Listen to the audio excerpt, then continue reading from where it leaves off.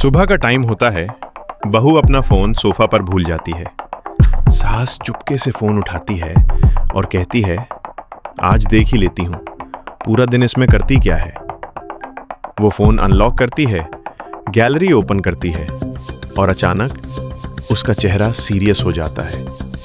ये क्या है? बहू भाग कर आती है। अम्मी जान प्लीज फोन मत देखें। सास गुस्से में, तुम किसी और से बात करती हो? बहू रोटी हुई, नहीं अम्मी जान मैं बस। सास फोन स्क्रीन दिखाती है। फिर ये सब क्या है? स्क्रीन पर होता है सास के फनी मीम्स और रोस्टिंग वीडियोस। सास का फेस चेंज, मतलब तुम मेरा मजाक बनाती हो? तभी हस्बैंड आता है, बोलता है, माँ वो मीम्स मैंने भेजे थे रिसर्च के लिए। सास, किस चीज की रिसर्च? आपसे बचने की। सास दोनों को घूरती है।